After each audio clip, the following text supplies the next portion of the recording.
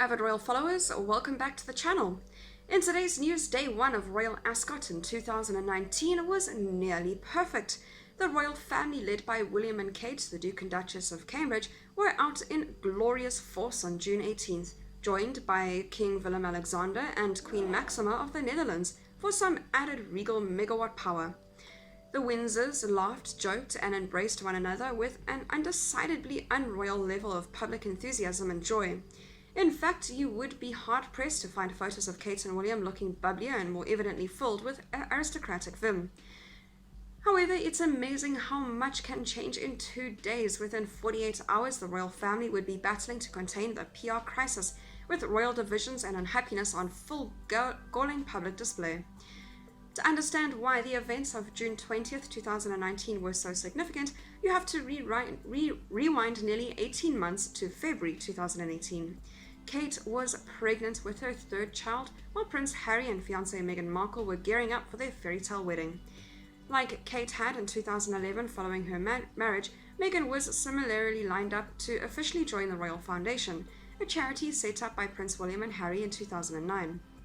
On February 28th, the Royal Foundation hosted its inaugural and so far only forum, that's so-called Fab Four, taking to the stage and giving the world a thrilling vision of the 21st century royal family.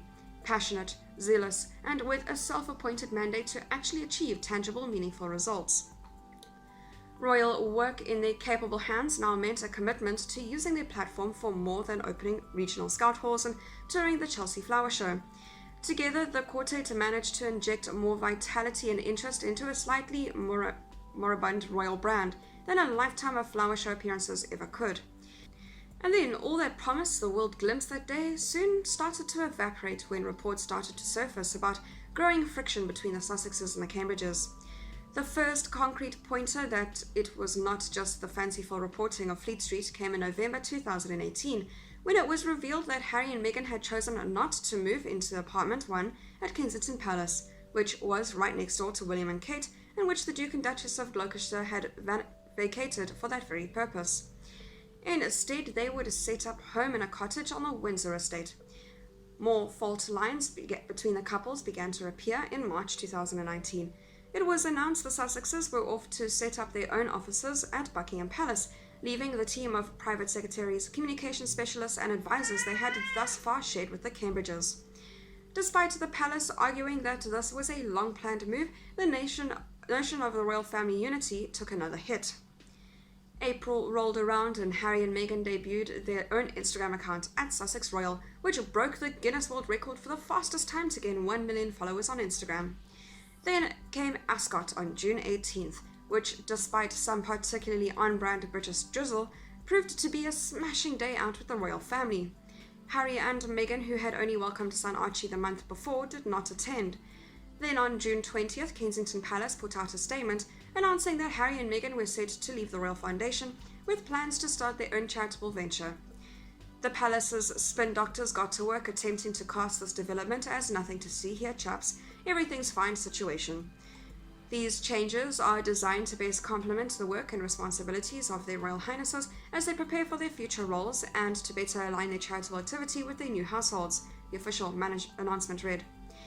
The statement's somewhat forced, blithe tone, however, belied the gravity of the situation. This was the final, painful cleaving of William and Harry, a sad conclusion to a decade of brotherly graft and genuine achievement at the Foundation. With the Sussexes' exit, the last of the official ties between Diana's sons was severed. Like that, gone was the happy family image of only 48 hours before, and attempts to paint things as rosy behind the palace gates suddenly rang very hollow. More broadly, the split shattered any lingering notion of a united, cohesive future for the younger members of the royal family. It turned out when William, Kate, Harry and Meghan had taken to that stage in London for their Royal Foundation, it was not an exciting taste of things to come, but a mirage. Beyond the inherent tragedy of the fact that the four would never be fabbed together again, it was also served as an unnerving omen of that what's to come. Like Diana and Charles 30 years earlier, the Sussexes' exit of the Foundation and the unspoken implication of bad blood between the couples all but ensured a return to the turbulent 1990s, when the royal family was locked in a vicious cycle of rumour and personal problems, detracting from the actual harsh charitable graft others were doing. This week, Royal Ascot is on again, though this time without the crowds and the horde of chattering, cheerful royals, while Harry and Meghan are in the US gearing up for 2021 launch of their charity Archewell. On Thursday, it was revealed that their trademark application had been knocked back for, among other things, being too vague. If there is one lesson to be taken from last year, it is that doing good can be bloody hard. That is all for today's news. Thank you very much for watching. I'll see you next video.